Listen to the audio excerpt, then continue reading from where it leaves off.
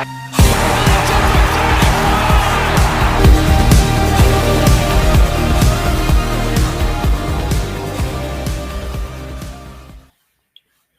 to another episode. My name is Dean Vassy. You can find me on X at #Kangas, Instagram #Kangaroos Podcast. Tonight is a solo podcast. I'm going to go through what I did pre-season, and it was a buy low and sell high show. So I thought this is a perfect opportunity. Halfway through the season, we've got a buy this week. So yeah, it's a good time to reflect. So for those that missed it, I went through each player in a list that had played games and went through 4 statistical categories that are relevant to each player in their position. So some players like Paul Curtis I went through, for example, goals kicked, tackles inside 50, and so forth, to see if they improved this year from last year. Some players like Colby McKercher, Charlie Comben were a bit tricky because I wasn't too sure about their role this year. This was probably late last year. I did this podcast. It might have even been January. I can't remember, to be honest with you, exactly which date. But I wasn't too sure if Charlie Comben was going to play forward or back. Colby McKercher, whether he was going to play as a rebound defender. So he played half back, and this year he's gone as a high half forward, which I wasn't too sure about pre-season and his role. I'll also go through my predictions for each game this year I made pre-season and how that's going, and defensive player of the year and the leader in that so far. I haven't been doing it each week on the pod or mentioning it, but I have been keeping tabs on it each week and just writing it myself. First things first, though, before all that, and we had the mid-season draft last night. So clearly we added 2 future premiership players to the club, taking the piss there a bit. I'm hoping I'm true. Just one thing on that. I did mention this time last year, or in the pre-season last year, I kept calling Tristan Xerri future All-Australian. So that looks like it's going to happen. So hopefully this is a good omen that I've sort of said that. So we'll see.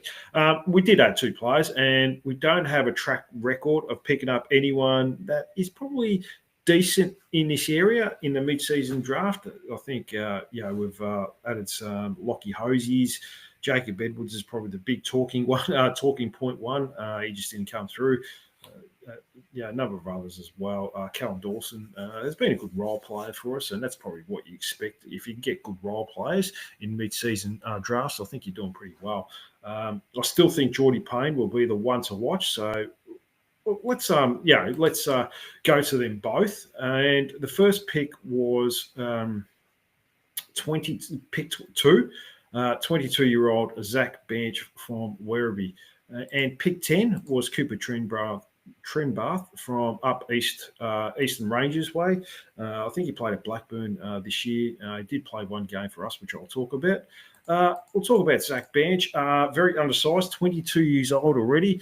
Good story. A couple of years ago, was playing Hoppers Crossing, and probably you'd have to think that was no chance of playing AFL, but has certainly come from nowhere in the last year and a half, and it was an early pick in the mid-season draft. He's another small forward to add to Jacob Constanti, Jordy Payne. I suppose you could have Cooper Harvey, who's a mid-sized forward, does his best work inside 450. Robert Hansen, and even Zach Fisher now. Looks like he may even go pushing forward. I wasn't in love with the pick. I'm not going to lie to you. I did say that on X last night, and people need to temper their expectations on this as well. A lot of people are getting very carried away with 1 minute highlights package, and everyone thinks we have unlocked something and found Nick Watson. But you know who plays like Nick Watson? Nick Watson does. His size does worry me for AFL level. I'm clearly not writing him off or anything like that. But with players out of contract at the end of the year as well, like Cooper Harvey, and people say he's in a small forward, he's 180 centimetres and he's small and has shown a lot of class inside his forward 50. Does his best work there. Doesn't get. He's more of a lead-up player. I understand that. Some people were comparing him to Zerha. A lot of his work is done in isolation, and Cooper Harvey, and I'd like to see him get an opportunity for a few weeks before we make a decision. And just take him to scrap heap. But getting back to Zach Banch, we'll see. And I was really fascinated. I listened to Will Thursfield, And, he's obviously talking him up because he picked him, so he's going to sell him as best as he can. But, one thing that stood out to me, he sort of said, well, he didn't sort of say, he did say that if he kept up this form playing for us in his VFL form, he would have got a game in the AFL team by now, which I found really bizarre. Like you're almost discrediting the players that in the VFL that should be getting an opportunity. I mean, a player like Cooper Harvey might be sitting there going, well, I kicked 20 goals. Where's this guy come from? He's kicked 8. Geordie Payne sort of, has laid more tackles, kicked the same amount of goals in one less game. So, I found it a little bit bizarre. I know we're all in love with the shiny new toy, but, just temper the expectations. And, look, I mean, does Will Thursfield have money in the bank? Doesn't look like we've got much of a recruiting team on that at the moment. It just looks like him in Rawlings. I think Liam Shields is part of it. We seem to be we lost a few, was it a couple of years ago, with Glenn Luff and a couple of others. Don't seem to replace these people. So it's an interesting one. He will probably get an opportunity if he does show a bit, because they'll just want to see what he is like at AFL level. If we do drop at all, maybe Costanti gets a rest. I'm not too sure. They seem to be in love with Jacob Costanti at the moment. So, and he's probably the number one small forward on the list. We'll have to wait and see on this young fella and see how he goes. Cooper Trembath was a player that played against the Lions a few weeks ago in the VFL. He took some nice marks and kicked 3 goals. His kicking was a bit wayward, though. He kicked Yes, so I don't mind this though. It's a lottery ticket, and that's what you kind of do at this time of year. If it works out and you find something like a Tom Stewart who came from nowhere, Geelong seem to find these sort of players that just play in the local footy league and they turn into AFL players. So if you can find something like that, fantastic. If not, you lose nothing at the end of the day. So we'll have to wait and see on both those boys. But I just want people to temper their expectations on both these. Generally, mid-season draft picks, if you get one that plays a role and can be a role player, I think you're doing pretty well. One every, probably 3 or 4 might work out for you. So, we'll have to wait and see. Anyways, let's get to these buy lows. And, look, all the best to those individuals as well. But let's go to these buy lows now. So I'm going to go through each individual. I'm not going to go through players that didn't play a game last year or, first-year players or anything like that. So we're going to start with Harry Sheezel. So last year, I went 4 statistical categories because I kind of thought he'd be pushing forward, but he has been back, forward, midfield. They don't really know where to play him at the moment, which coincides with the team. There's still a lot of players that we don't know where their best position is. But last year, kicked 14 goals, 1. This year, he's only kicked 1 goal, 5 behind. So his kicking boots haven't been on. He averaged 0.3 tackles inside forward 50 last year. He's averaging 0.3 tackles inside forward 50 this year. Last year, he averaged 29.8 possessions per game. This year, 28.1, so a little bit down. And goal assists, he averaged just under 1.9 last year. He's only had 1 goal assist for the year so far this year, so he's averaging 0.1. So I said buy, and I was wrong on that one. So he's still trying to work things out. He's had a lot of things going against him, I suppose, in the last few weeks with Kane Corns and the whole thing there. But he's got a good head on his shoulders, and I expect him to have a really big second half of the year. All right, so we'll go to Aiden Core. So the statistics are relevant to him. Intercepts, 4.8 last year per game, 6.31 percenters, 84.8 disposal efficiency, 3.2 rebound 50s per game.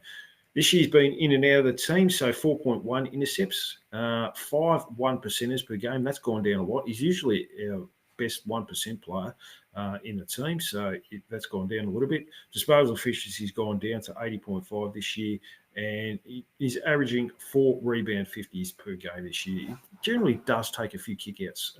He has been taking a few kickouts every now and then. So, he's one I said sell, because I didn't think he was going to be much better this year, and that's probably one I've been right on. We'll go to Caleb Daniel. So last year at the Bulldogs, he averaged 14 disposals per game, 0.91 percenters, 1.8 intercepts, and 1.2 rebound 50s. That's obviously all gone up. He couldn't get a game for the Bulldogs, probably was in and out of the team for the first half of the year. And a few sub games as well. So this year he's averaging 26.1 possessions per game, 1.11 percenters, 4 intercepts per game, which is not too bad. I didn't think it would be that high, and 5.6 rebound 50s per game. He does like to take a lot of kickouts at the end of the day. So, yeah, I said buy, and that one has been correct so far. A lot of talk about him, whether he's added value to the team.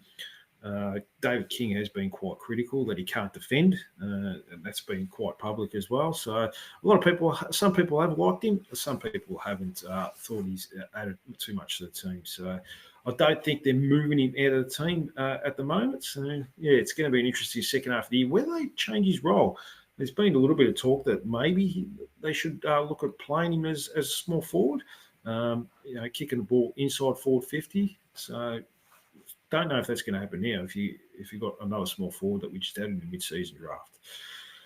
So we'll see. George Wardlaw, I said buy, hampered by the hamstring injury in mid-season. So 19.1 disposals per game last year, 4.3 tackles, 4.8 clearances, 4.3 score involvements. This year he's gone down to 17 disposals per game, 5.2 tackles per game, so that's gone up. 3.4 clearances per game, so that's gone down a lot, but he hasn't been playing too much midfield. And 3.2 score involvements per game, so a little bit down on things this year. Still coming back into fitness, so I expect that to eventually go up a little bit this year. Second half of the year, I should say. Zane Dersma. So last year, averaged 7.5 disposals per game, kicked 9 goals, 2 goal assists for the year, and 0.4 tackles inside forward 50. So it's been a bit surprising. So his disposals per game has only been 5.7, a couple of sub games in there, but he hasn't had many big disposal games. Only 4 goals so far this year. No goal assists at all, and 0.2 tackles inside forward 50. He's got a lot to work on. His role has changed in the VFL. I think he played a little bit of half-back last week, so that's going to be interesting to see if they go down that path in the second half of the year and give him an opportunity there. And, yeah, he's got a lot of good ball use, and we do probably lack, a mid-sized defender at the moment. We seem to have a lot of injuries in that area. I did say buy, but that has been incorrect. Bailey Scott, oh boy, this is. I expect an improvement. This was last year, 20.3 disposals per game, 439 metres per game. Last year, 5.1 turnovers per game and 3.2 score involvements per game. So this year, he's averaging 10 disposals, so half of what he did last year. 197.3 metres per game, metres gained per game, I should say, 2.3 turnovers per game. At least that's gone down, but his disposals have gone down. So I've gone half. So his turnovers per game are expected to go down if he's getting only half the touches that he was last year, and 2.1 scoring involvements per game. So a very disappointing Bailey Scott. He's probably been the most disappointing player this year without a shadow of a doubt. He'll at least be top 3. LDU, so I said sell because last year there were signs that, a lot of his statistics were either going to be about the same or a little bit worse, and I thought it would be a little bit worse, but they have, he's been not disappointing. I mean, he's got high standards, but I'll go through his stats anyway. So 27.7 disposals per game, 6.3 clearances per game, 3.9 tackles per game, 5.1 score involvements. So 25.1 disposals per game this year. So that's gone down 2.5 per game this year. 5.8 clearances per game. So a little bit down, considering he's been in there for a lot of our stoppages. Especially particularly in the midfield. It's been a bit disappointing. It should be higher than what it is. 3.9 tackles per game. He's gone up to 4.5 this year, and 5.1 scoring involvements, was just the same as last year. So He's had a good year, but I think I was talking to Jesse about this the other day. We need him to have a great year. If we're going to turn his club around, he's he's got to get past this of just being a good player. If he and I said to Jesse, he looks like a player that looks very comfortable doing what he's doing at the moment and doesn't want to take his game to the next level. I really think there's potential for him to become, a Marcus Bontempelli. Someone like Nick Dacos, he should be studying and watching him and how he prepares for a game and how he plays and how hard he works. And we just haven't seen enough. I mean, he was head to head with Nick Dacos in a lot of stoppages in that last quarter last week, and he was nowhere near him. He couldn't keep up with him. So that's a little bit disappointing in that regard. But like I said, he's had a good year, but we need him to take that next step. Colby McKercher, so different role this year. So 23.8 disposals per game, 414 metres gained per game, 3.6 tackles per game, and 2.9 scoring involvements per game last year. So this year, his disposals have gone down to 16.1. Metres gained have dropped by half. Tackles per game only 2, and scoring involvements 4, which has gone up, which is sort of makes sense because his role is playing in the forward half of the game. So, look, he seems to be understanding his role a little bit more now in the last few weeks, and long may that continue. Because that will be his role for the rest of the year, I'd have to think. But I did say buy, and that's probably been a little bit of a wrong call at the moment, but not too far off. Luke McDonald, I said sell, 14.1 disposals per game, 4.5 intercepts per game last year, 84.8 disposal efficiency, 3.5 1%ers per game. So it's pretty much all the same, exactly the same. 14.1 disposals per game, exactly the same as last year. 4 intercepts per game this year, down a half. 87.7% disposal efficiency. I mean, that's generally because he just does kick it long. Like he doesn't lead to turnovers or anything like that. Last year was 84.8 and 3.5 1%ers per game. So pretty much exactly the same as he was last year. I expect him to pretty much be like that for the rest of the year, to be honest with you. Jai Simpkin, I went by. So last year, 21 disposals per game. Had a poor year last year. Not a poor year, but had a lot of things that affected him. 4.1 clearances per game, 3.1 tackles per game, 4.5 scoring involvements per game. This year, 22.8. So that's almost gone up 2. 4.9 clearances. Yeah, that's gone up a fair bit. 3.8 tackles per game, up from 3.1, and 5.2 scoring involvements per game, up from 4.5. So a little bit of an improvement in each area. So that's good to see. Darcy Tucker.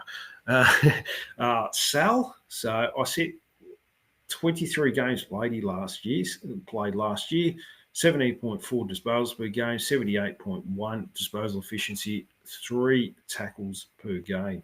So he only played 7 games. That's all he's going to play. 13.3 disposals, 86% disposal efficiency, 1.4 tackles per game. So, which is down.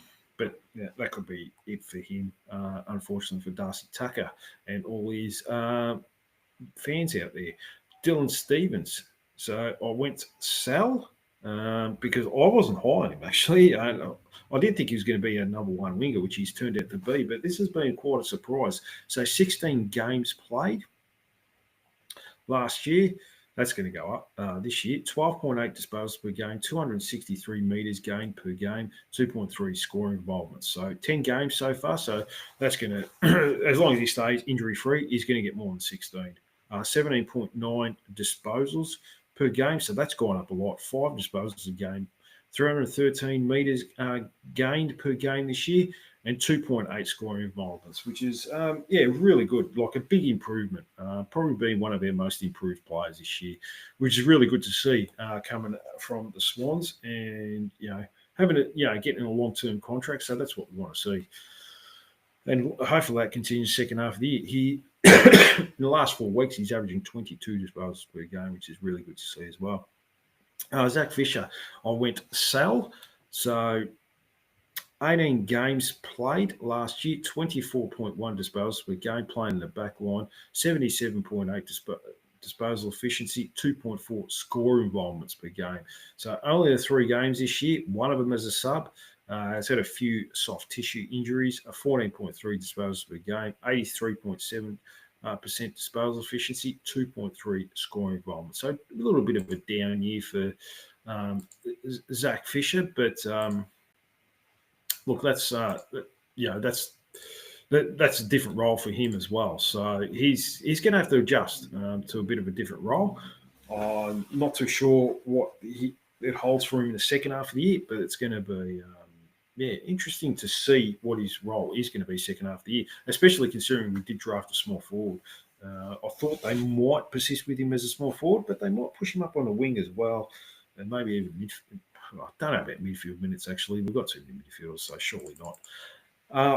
Another big improver, and that's Riley Hardiman. So I did say buy. He only played 3 games last year, 10 disposals per game, 76.7% disposal efficiency, 174.3 metres gained per game last year. So this year, already 7 games, disposals per game, and that's including a couple of sub games, up to 13.6.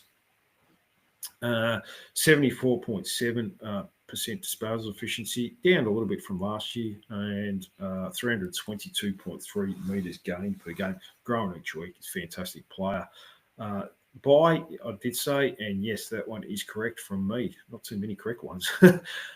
Will Dawson. Now, he only played 3 games last year, got injured, did his shoulder in one of them. 5.3 disposals per game, 2.3 intercepts. 4.31 percenters. I did say sell. I wasn't too high that he would get a game opportunity this year, and with his shoulder injury, and he hasn't played a game. So far, that's right. I don't know if he gets the opportunity this year, to be honest with you. But he was emergency, wasn't he, last game? So he was no first emergency. So, yeah, playing a little bit forward in the reserves at the moment too. Kicked 3 against Essendon a few weeks ago, but hasn't fired a shot since then. But I'd like to see him go back in the VFL at the moment. Griffin Logue, only 2 games last year, 5.2 intercepts, 5.51 percenters, 78.8 disposal efficiency throughout his career. This year, he's only played the 4 games, been out of the team.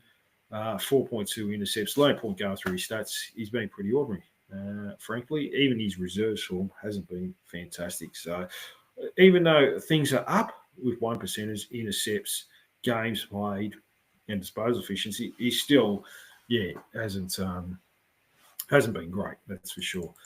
Nick Larkey. So this year I did say I'll buy on him. 46 goals last year, 4.3 marks, 4.6 scoring involvements, 0.3 goal assists. So 24 goals so far this year.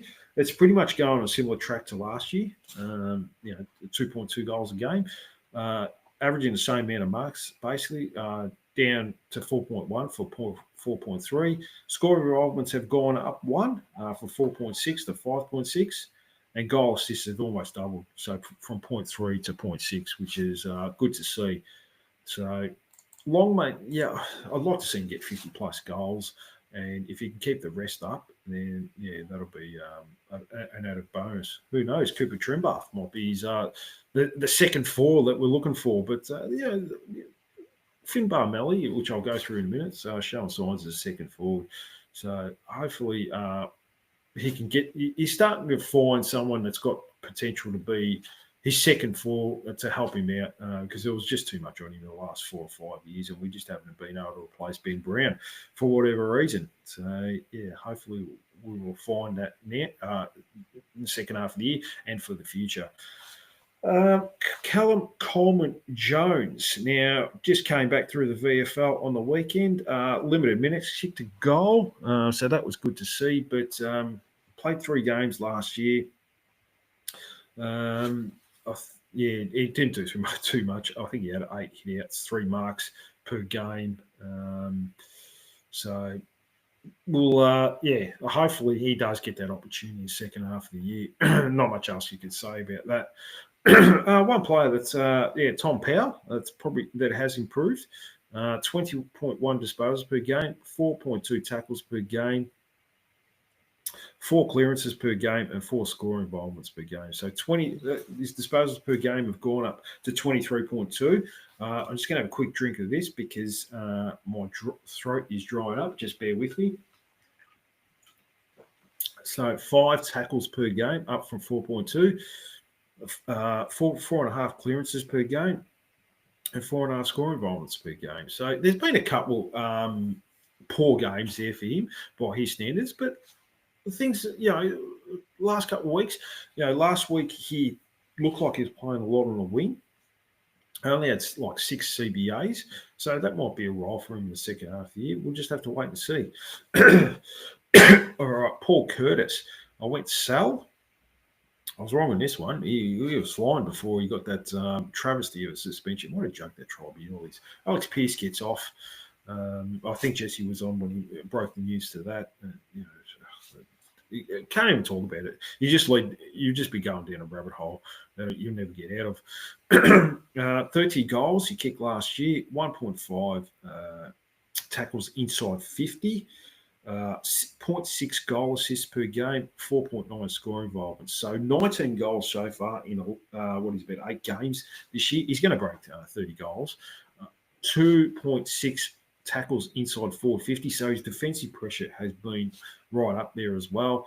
Almost averaging a goal assist a game as well. So that's really good, up to 0.9. And scoring involvement 6.5 have gone up from 4.9. So yeah, something to really hang your hat on is Paul Curtis. He was looking all Australian before he got the suspension. He kind of still is. He can still get that opportunity. And to be honest with you, probably would have won 1 or 2 of those games that we missed out on against Port Adelaide, Essendon, and Brisbane. So yeah, which is heartbreaking.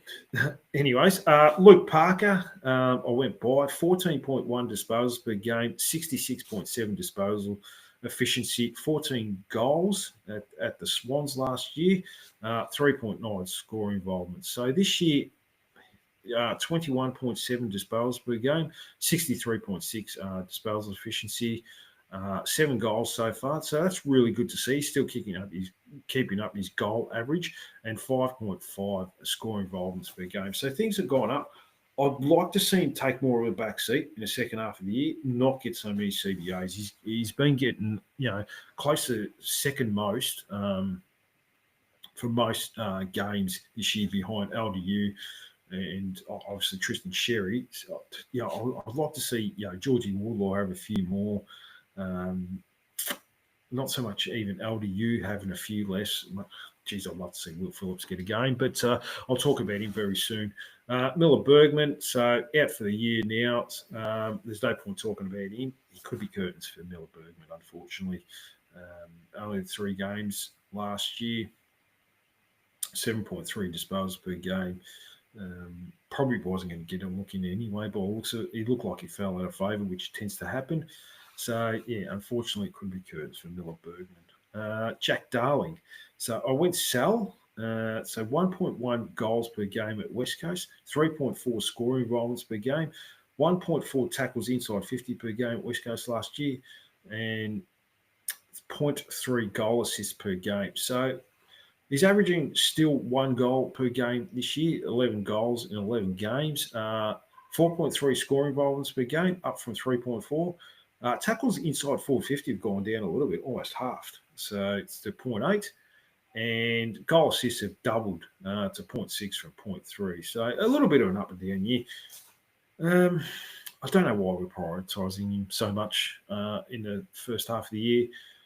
Sorry, Marty. At the end of the day, we've got players like Eddie Ford who don't get that opportunity. And would Eddie Ford be doing any less than what Jack Darling is right now? And I know we talk about seniority and leadership and all that sort of thing, but I'd still like to. I would have loved to have seen. Eddie Ford's the best 22 player, and for him to not get a game this year so far has been really disappointing, and he's got a right to be pretty pissed off, to be honest with you. I'll talk about him very soon. So I'll go to the next player, Will Phillips. I went Sal. I kind of knew this was coming. 11 games played last year, 14 disposals per game, 5 tackles per game, 2.3 clearances per game. So Only 4 games so far this year, 12 disposals per game, 5 tackles per game, and where am I? I've lost track. 3 clearances per game. So on average, his disposals per game have been a little bit down, but everything else like tackles per game has been the same, and clearances per game pretty similar. So I think he's probably gone. There's a lot of talk about West Coast at the moment being interested in him. I think if he gets an opportunity, look, I think that's a club that he should look at seriously if he wants to extend his AFL career, because you've got plenty of opportunities out there. They've got a very young midfield. He's still a young kid himself, but they've got the Elijah Hewitts, Harley Reid, obviously, if he stays, a couple others. I think he'd be a really good addition to that, and he'll get a lot of opportunity. I think he'll do quite well there. So I think that would be a good club for him. It always breaks my heart a little bit because I really like him. He seems like a really good team player. He sets good standards during the game, and every time he plays, we seem to be a lot more competitive. Charlie Comben, anyway. I went by on him. This was a tough one because I wasn't too sure what his role was going to be. So it's the same as last year. So 19 games played last year. I think getting games into him would, if he can get another full season, touch wood, he can. He's played every game so far. 83% disposal efficiency, 82.8 this year. 1.5 contested marks per game, 1.7 this year. I'll have to change it to intercepts. I've got him as free kicks 4, 1.1 frees 4 last year, 0.7 this year. So no point going through that too much, the free kick. So I'll probably have to change it and do intercepts, and I'll have to have a look at that later on. Josh Goda hasn't played a game this year, so he didn't play one. He only played the first game last year, and there was no point looking at that. It was in round 1. So Toby Pink, I thought they'd be out on him, and they have been so far in probably the first 8 or 9 rounds. So he played 15 games. I only went games played with him this year. He played 15 last year, and he's played 5 so far this year. You'd have to play every game pretty much to beat the 15 games played, but has been pretty solid in that back 50 as a good lockdown defender. Did pretty well on Tom Lynch a couple of weeks ago where we got the win. And even on the weekend, I think if there was pressure up the field, he has shown that he can compete one-on-one. But the problem is when there's no pressure up the field, it doesn't matter what defence you've got. And he was under pressure a lot. A lot of easy entries in that second half. With good ball users like Nick Dacos, made his job really difficult. And, not much you can do about that. He still battled really hard, and he should be proud of his efforts last week. He gave it his absolute max. I thought him and Comben really held up that defence in the third quarter. In the end, they could only do so much. Jackson Archer. So 15 games played last year. With that, I went by 9.9 disposals per game, 4.7 intercepts per game, 1.1 turnovers per game. Only the 3 games this year, 8 disposals per game, 3.3 intercepts, and 1 turnover per game. It's just about getting his body right, unfortunately. So, he's had a lot of soft tissue issues, particularly with the hamstrings. So, we just got to monitor that and hopefully he can get his body right. 22 years old. He's probably our best lockdown small defender at the club right now. But, if you can't get on a park, it means nothing at the end of the day. Cooper Harvey. So, didn't play game last year and hasn't played one this year. It looks like the club are out on him at the moment, but hopefully he does get that opportunity. Now, Tristan Sherry's the real shining light so far at the moment. I thought last year was his ceiling, like 17.9 disposals per game, 34.5 hitouts per game, 7.5 tackles per game, and 0.3 goals per game. So this year he is averaging 18 disposals per game, 36.6 hitouts per game. The tackles I have got wrong. I've only put down 0.7, so I'll have to check that up. 7.5 last year. I think he's a little bit down this year, but it doesn't matter. And 0.3 goals per game last year. Look, he's leading the league in hitouts to advantage. Has been fantastic probably the last month. Has carried the midfield. We've seen how much of an influence he has when he's not playing as well in that particular second half last week. The midfield almost looks second rate without him there. So, yeah, it shows how important he is to this team right now. But, yeah, look, a real shining light. Finbar Malley, so there's no games last year. Has played, 4 so far, and has shown a few signs.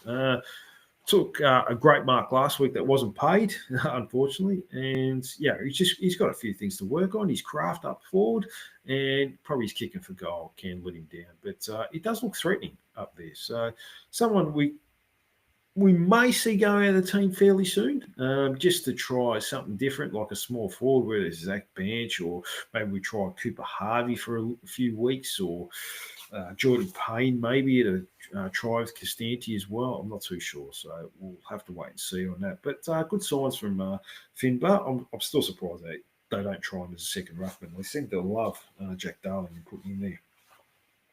This next one, similar to Will Phillips, 18 games played last year, I should say, for Eddie Ford. I did say sell. I didn't think he was going to play as many games.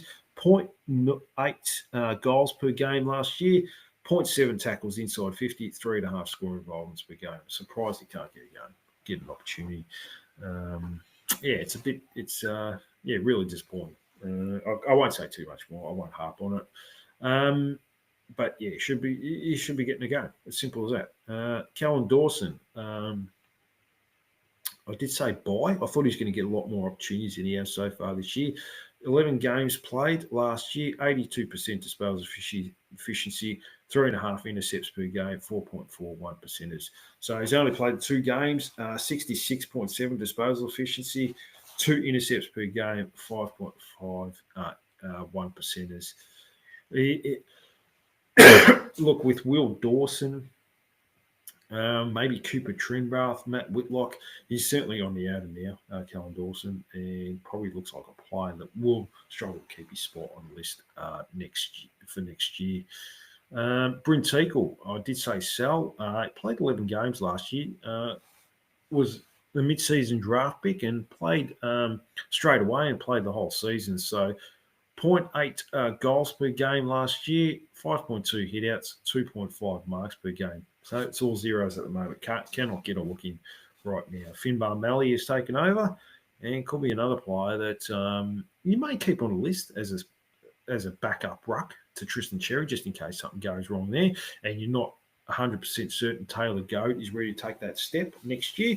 He may be a player that you keep on the list for another year. Cameron Zurhaar. So this has been quite a surprise too, a little bit. So 29 goals last year. He's kicked 22 this year, 14.1 disposals per game. That's a little bit down this year to 11.6, 0.6 goal assists per game. So that's the same as this year. And scoring involvements have gone up to 5.1 from 4.6 last year. So it's good to see that, things are looking up. He's certainly an opportunity. Certainly got an opportunity to kick 40 plus goals this year. He generally does in the previous years finish off the season quite well. So I'm quite bullish on Cameron Zurhaar, and he might be a bit of a sneaky for when they're best and fairest. So we'll have to wait and see how his second half of the year goes this year. Hopefully it's not the opposite to the last couple of years where he starts off slow and finishes off fast, and this year he starts off fast and finishes off slow. So hopefully he can continue his form. I haven't heard too much about his foot that was plaguing him a couple of weeks ago, and then he almost missed against Richmond. Thank God he didn't. He kicked 4 goals and won us. Was a big reason why he won the game. So, yeah, it's good to see that he's finding consistency in that forward 50. Robert Hansen, the last one. So I went by, and he started off the year okay. So 6 games played, 0.7 goals per game, 0.2 tackles per game last year, and 2.3 scoring involvements. So 4 games early in the year. He was playing on being the reserves as well. I still think his best position is a small forward, but what do I know? 0 goals per game this year, so he hasn't kicked a goal in those 4 games. His tackles went up. He's laid 2 tackles, so that's not too bad. I think he laid 1 in the seniors last year and 3 scoring involvements when he was playing. So it might be a little bit on the outer at the moment, but he hasn't set the world on fire in the reserves as well. Playing on a wing, probably only get 10, 11 touches per game. So I'm going to go through, I'll quickly go through which players I feel have probably improved this year. So Harry Sheezel, I wouldn't say so. There's only like a handful I could find. So hang on. So bear with me. Sorry, I'm just going through this. So Paul Curtis, Tom Powell, 2 players. Riley Hardiman have improved this year from last year. Jai Simpkin, you could sort of say, has improved this year from last year. And Cameron Zurhaar has improved this year from last year. So, and I guess you could throw in Dylan Stevens as well. So that's about 6 players that have improved this year from last year. Clearly improved. Like Charlie Commons probably stayed the same.